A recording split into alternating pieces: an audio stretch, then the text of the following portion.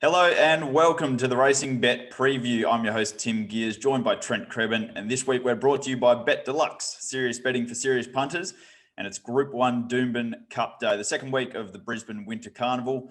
And Trent, he'll be returning to Melbourne after seeing out 3 weeks in Adelaide for the South Australian Carnival, which is all wrapped up. Trent, how's things in Melbourne? You're looking forward to getting back to headquarters this weekend?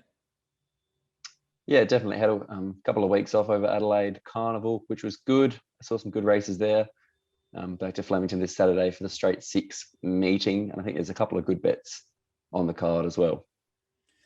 Yeah, as you said, the Flemington meeting headlined by the listed Straight Six. Of course, the Group 1 Doomben Cup headlines the meeting in Brisbane, and looks a really good betting card overall. I think it's rare that I play in all 9 races, but we're actually betting in all 9 races at Doomben. Looks a juicy betting card, plenty of value on offer throughout the day. So hopefully we can strike a few winners, and I think it'll be a profitable meeting.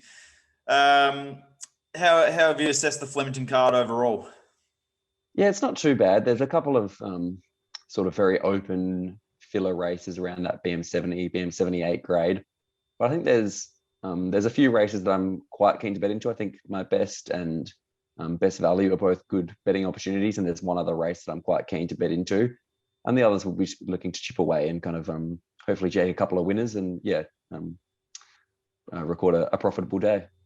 It's also a change of scenery over here in WA. We kick off the Belmont winter racing season. Racing at Ascot is done and dusted, which is good because the track is completely stuffed after about 6 months full of 2 meetings a week. So looking forward to getting over to Belmont. We'll have that meeting covered on racingbet.com.au, and Billy will also be taking the reins of Rosehill in Sydney. So we'll have 4 metropolitan meetings covered this Saturday for you, as well as a meeting in Hong Kong on Sunday, a big one, 2 Group 1s on the card at Sha Tin. So looking forward to getting stuck into that one too.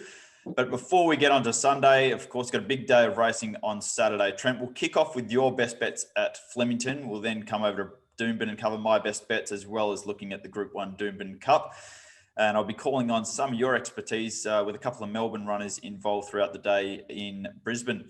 Let's start over at Flemington and your best bet of the day. We always say you're a loyal man and a very forgiving form analyst. Your best bet is race 4, number 2, Heart of Puissance. And anyone who watched this in the Warrnambool Cup last start would be probably still feeling sick. Yeah, I think I definitely am a forgiving form analyst, but I don't think you'd have to be to forgive Heart of Puissance's last run in the Warrnambool Cup. I was quite keen on him around that $4 mark, and the obvious knock was barrier 1. You just kind of sometimes have to hope for a bit of luck there. And he just didn't get it. He was boxed up on the fence. John Allen, I think no fault of his own there, just had nowhere to go. Tried to get off the fence as much as he could and ended up just playing bumper cars with another horse there, and was really just running into another horse for about 200 meters before he finally got clear. Ran on well once he was out for second, but the race was all over at that point. He comes here to a benchmark 84 at Flemington. I think that's really going to suit him. 2,500 meters is going to be no issue. He clearly looks the most talented horse in the race, and very notably he gets Jay Carr on as well, which is always a positive. So I just think he's going to be too good for them here. And if he gets clear air, which I think he should, he's going to be too good. And I'm surprised he's not shorter than around that $2.30 mark. I really thought he'd come up closer to even money. So I think he's a good bet at that price and should be repaying us for last start. Yeah, I think he was caught bumping into his own stablemate in the Warrnambool Cup, if my memory serves me correctly. He spent about 200 metres playing bumper cars with his own stablemate while La Don de Vie was off and gone up the front. It was like watching a train wreck in slow motion from the inside barrier, like you alluded to. $2.25 here with betdeluxe.com.au, and I agree with you. Looks a decent bet there at those odds. Wouldn't be surprised to see him start shorter. We'll follow your best bet up. Hopefully we've got the cash there, because we're going to invest it straight away into the next race where your best value bets come up. You're playing 2 horses in race number 5. You'll be with horse number 7, Fight, at $21, and number 11, Well Sprung, at 50 to 1. Yeah, I think this is a very open race. I was just keen to spec a couple of roughies here. I'll start with Well Sprung, who I thought was the value in the race here. I thought he ran really well first up. He's an 8-year-old gelding, so he's probably not going to be getting any better, no upside there. But I thought he ran really well first up at Pakenham behind Aquagirl and Quesadilla. Never really goes well first up. I think he's had 9 starts and he's never won. That was probably one of his best first up runs that he's had in his career. And the key stat here is his second up record is quite good. He's had 8 starts for 3 wins and a second. And I thought that first up run really indicated that he's come back a healthy, happy horse. And I thought he could run a good race here. The stable have kind of made their intent clear. They've booked Luke Nolan as kind of an unfashionable, smaller stable. It's probably the best jockey he's had on probably for his whole career that I was looking back through throughout his form. So I think they've really recognised that he's come back well and he's going to run a good race here. And he has run well down the straight before. So I thought at 50-1, he could definitely run a big race for you there. And number 7, Fight, again, comes here second up. And I thought he was another one that ran well first up. Was in a major lead up here over at the Sandown Hillside, where a few of these come out of. I thought he kind of got back and there was a tearaway leader, Lady Solly, just kind of took off and he was back in the field and had to chase from a long way out. I think he's going to take a lot of improvement from that run. Generally runs well second up. Last run second up, he was only about half a length or so off Bumper Blast down the straight in a BM90. This is a BM78, so I think he's definitely up to this grade, and I think he's another one that can run really well. So at about 20-1, he's another one that I would be happy to include. Okay, looking forward to that. Let's get over to Doomben. As I said, second week of the Brisbane Winter Carnival, headlined by the Doomben Cup. We'll get to that one shortly, but we'll quickly get through my best bets on the card. I'm going to call on you here, Trent. So a little bit of advice, because my best bet, I'm pretty keen here. Race 5, number 1, Paradis, currently around $3.50, I think, with Bet Deluxe. She's one of 2 horses that I'm going to be playing in this race. She resumes here off an 11-week break. To keep it plain and simple, I think she's the best horse in this race. But you look back through her last preparation, she was able to string 3 wins together. 2 of those came in Queensland on the Gold Coast, where she won the Wave, and then she won the Magic Millions, the mares race, I think, over 1,800 metres. She then went back to Melbourne, won the Group 2 Peter Young Stakes at Caulfield over 1,800 metres. And last time we saw her, she ran 4th in the Group 1 Australian Cup, beaten 1.3 lengths by Homesman. That form looks really good to me, dropping back to a Group 3 mares race over the mile. She races well fresh. I think if you look at her first up run last preparation, she was first up off 21 weeks off the track. She sat 3 wide the trip and was beaten 0.3 lengths over 1,400 metres. So I don't think there's any issues here fresh off an 11-week break over the mile. Craig Williams obviously booked to ride. He rides most of her races. I think from barrier 10, she'll come across and sit outside of Graceful Glamour. I've got a huge query on how Graceful Glamour's going. I think she's pretty well gone. So I think she'll kick up from barrier 4, assume the lead, and then Paradis will be able to come across from barrier 10, sit outside the leader. And from there, I think if she's able to put a little bit of a margin on them at the top of the straight, she's well capable of holding them off. I think the price is relatively good. As I said, she carries top weight, but I think she's the best horse in this race. And she quite clearly brings the best form to this race as well. So tipping her quite confidently. I think the horse that I'm going to be saving on is number 10, Legay Soleil. She's had 2 runs back from a spell in Sydney. She was a good winner first up at Warwick Farm. And her run in defeat last start was enormous at Kensington on a day that paid to be close to the speed. She settled back in the field, rocketed home to be beaten 0.2 lengths. So I think she's returned in good style. James McDonald on for John O'Shea. She'll get back again from barrier 8. But if the tempo is on, expect her to be flashing home late. But yeah, pretty keen here. Paradis being the best horse. I'll call on your thoughts, Trent, because you've seen a lot of this mare over in Melbourne. Yeah, she's very consistent, Paradis. She never really runs poorly. I think that's probably due to her racing pattern as well. If she draws an inside gate, draws an outside gate, she generally just does go forward, and more often than not, she finds a good spot on speed. And we see often with the Danny O'Brien stable, he can kind of keep them ticking over, even if they've had kind of those short spells. I think she's off 11 weeks heading into this race. But we saw a similar setup, her off 7 weeks going into the Lord Stakes at Caulfield, where she ran really well. Just nabbed on the line by a defibrillator who was flying at the time. So I think she should be fit enough for this at 1,600 metres. And yeah, like you said, she's going to probably come across and sit outside Graceful Glamour. I think, yeah, she is the best horse in the race. As much as I love Graceful Glamour, I think she probably will be quite hard to beat. Yeah, the map's the one thing I really like. Like, Graceful Glamour's in the race, but the speed outside of her is pretty moderate. So that's why I think Paradis, if she begins well, can just slide across to sit outside the leader. And then from there, there's not really a great deal that's going to test them up on the speed. Could make a case for Gem of Scotland. big price here, $19, back onto a firm track. I think she's had 8 starts on firm ground for 5 wins and 2 second placings. She's raced on soft ground all preparation, so she should relish getting back on top of the ground. Nudge, she continues to race well. Just a query on where she's going to get to from barrier 9. If she's giving them a big start at the top of the straight, I think she'll struggle to run them down. Happy to take on Yamazaki. And outside of that, I think it's a pretty thin race. So, yep, best bet of the day, race 5, number 1, Paradis, and I'll be saving on number 10, Legay Soleil.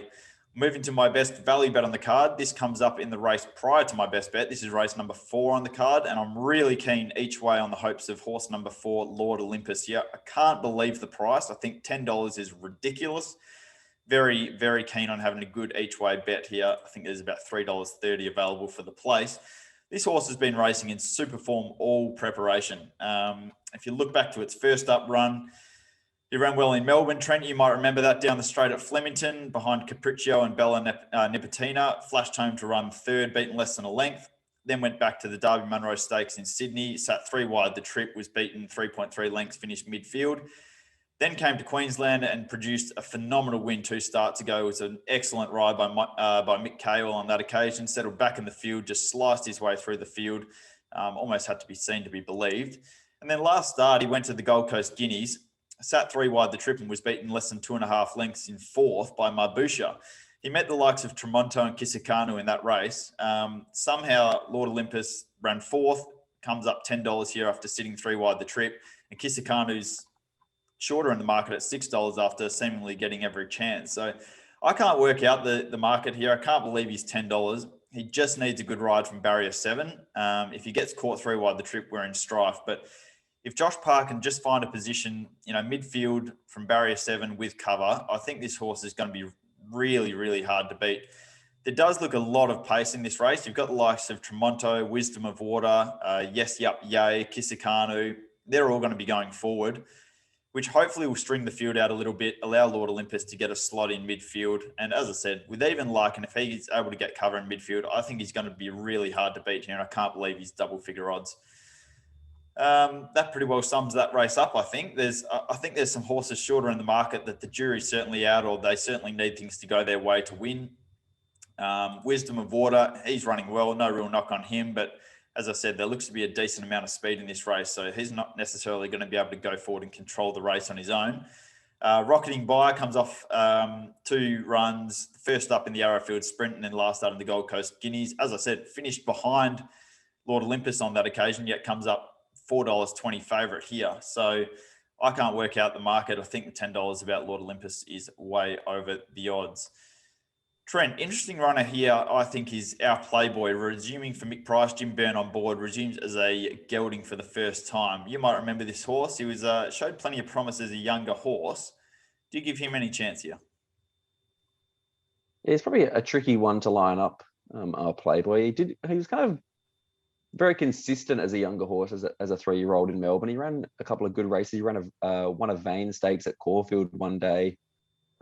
Beating a couple of handy horses, Ranting and Rulership one day, and then he kind of just went off the boil a little bit, was kind of showing up here and there. So I think probably gelding is a good thing for him, and I'd be interested in any market support, but he'd have to kind of improve off what he did recently before the gelding operation to be a factor here. I can definitely see your case that you're making there for your best value of the day. But yeah, he's a tricky one to line up. There's one other in the race that I'll quickly make mention of, and I think it's 50 to 1. And I think it's worth having something small on. This is number 12, Shamaton. He's won his last 2 starts. He does step up sharply in grade here. I concede that. But there is a little case to be made if you look deep enough through his form. Last start, he beat Streaker, who also lines up in this race. Streaker before that had beaten Yes Yup Yay. Yes Yup Yay is another horse that lines up here. Yes Yup Yay came out and won his next start by 6 lengths. So Streaker beat Yes Yup Yay. Yes Yup Yay then won by 6 lengths, and Shamaton beat Streaker. So I think the form, if you look at it deep enough, you can make a case here, and you just always have to include Tony Golan and Ryan Maloney runners. We only saw last weekend that I think the 3rd stringer Tony Golan racing the third stringer in the Tony Golan stable came out and won the race at 20-1 or something, ridden by Ben Thompson. So in these sorts of races, I think it's always worth including T Golan runners, especially at 50-1 with Ryan Maloney on board. So but I'm very keen Lord Olympus at double figure odds as my best value bet of the day in Brisbane. We'll move on to the day's feature, the Group 1 Doomben Cup over 2,000 metres. This is race number 7 on the card. Fascinating little race. I think, aside from the few horses at the top of the market, there really isn't a great deal to this field. I'll quickly go through how I'm going to play the race. I'm pretty keen to stick with the favourite number 5, Zaki. How he got beat 2 starts ago over 2,000 metres by Paths of Glory, I'll never know. Loomed into the race like he was going to win by 3 and then just stopped. But he made amends for that last start. He went to the Gold Coast on over 1,800 metres in the Hollandale Stakes and put a space on them. He won very, very easily. Made an early move, came out 3 wide and put them to the sword. Made 50 stars. His Group 1 horse looks second rate. He does step up to 2,000 metres again, which is, the small query, I suppose. But look, if he's improved like he did from his second run to his third run in Australia, if he makes even more improvement here, he's going to be awfully hard to beat. Barrier 9's a little bit of a query, I suppose, where he gets to in the run. But if J-Mac is able to get him somewhere in midfield slotted in, I think he's clearly the horse to beat. He looks the horse on an upward spiral here. And if he puts in a repeat of what he did last start, he's the one to beat again for sure. I think the smoky in the race and the one at big odds that I'll be including is number 6, Humidor. I thought his run in the Hollandale Stakes was reasonable, and he was first up off a 9-week break there. He tends to improve second up when he races. I think if you look at his second up record, he's got 4 wins and 2 second placings from 10 starts. Barrier 4, he should get a lovely run for Damien Lane and Chris Waller in these kind of races. You can just never discount his runners. So at $26 or $31, I think Humidor is the smoky in the race and definitely the value that I'll be having something on. Sir Dragonet, well, the 2,400 metres of the Tancred Stakes 2 starts ago was his bread and butter. He then dropped back to the 2,000 metres behind Adabe and Very Elegant. Now, there's no doubt about it that that's the strongest form line in this race. It's just whether he's going to be most effective over 2,000 metres or whether Zaki's going to be a little bit sharp for him. Some query there. Trent, I'll get your thoughts on that one in a sec. And then we have Mugger 2, who draws Barrier 1. He obviously won the All-Star Mile second up and was impressive doing that, but I thought his 2 runs since then have been a little bit underwhelming. I was pretty keen on him in the Doncaster. He was beaten a length and a half there. I suppose it was a good run, but I kind of expected him to be really hard to beat in that. And then his run of the Queen Elizabeth Stakes was just meh. He's been freshened up 5 weeks since then. As I said, Barrier 1, Hugh Bowman on board. If he brings his best form, he'd be awfully hard to beat here. But I just have a query about how he's gone in his last start or his last 2 starts. Trent, how did you see the Doomben Cup? Yeah, I found it very tough. I think you can make the obvious case for Zaki off that Hollandale run. He's very good there. I think that the key thing to note there was that it was just quite a slow tempo, and I think he probably had the best turn of foot on the day, and he kind of got into the best position there. And like you said, Sir Dragonet dropping back from the 2,400 metres. I don't think the 2,000 metres is an issue for him. I just think he needs a really strongly run race to show his best. He's got the best stamina. We saw in the Cox Plate when he was over 2,000. He just needs a fast run race to really build momentum. So he's a tricky one to line up. I'm not really sure where the speed is in this race. Like Shared Ambition will probably go forward. He's kind of reinvented himself there. Toffee Tongue will probably go forward. But aside from that, there's not a whole lot of speed here. So it might again come down to the best turn of foot in the race, which, off last start is probably Zaki. But it's a tricky one to kind of assess there. I can definitely see your point about Humidor. I thought he was probably, if I was going to be having a bet, it would be Humidor. I thought he was solid enough in the Hollandale and definitely will improve second up. I think this is probably going to be his last race from what I've read. And I can see Waller pulling a very sneaky one and having him absolutely primed to run a big race here. So he'd probably be the way I'm leaning. I can't really split Sir Dragonet and Mugger 2 off what they've done. They've shown that they're quite equal over this kind of distance. And Zaki could come out and blitz these again, or he could be shown up, and I wouldn't be surprised either way. The other interesting one I'll be keeping an eye on is Brandenburg. His first 2 runs this preparation were complete forgive runs. First up, he pulled pulled up 2 out of 5 lame, and then second up, he just never saw daylight. It'd be the best 12th placing you'd ever see. Thank God we stuck with him last start when he went to Gosford and won the Coast at double figure odds. We stuck with him, thankfully. He got the job done for us. Obviously, big step up in grade here, but yeah, interesting to see how he lines up. And 20-1 is not the worst bet in the race, but he does have to improve. Anyway, Zaki for me in the Doomben Cup, pretty keen there. And something small on Humidor at blowout odds. Trent, anything left to cover before we sign off for another week? We've got 2 Group 1s at Shah Tin on Sunday to look forward to. We'll be covering that. I've got the Doomben meeting already up on racingbet.com.au. Trent will have Flemington covered. Billy will have Rose Hill covered, and I will have the first meeting back at Belmont covered. Yeah, it's another big week of racing. Can't wait, and we'll be back to review it and preview next week and in the near future.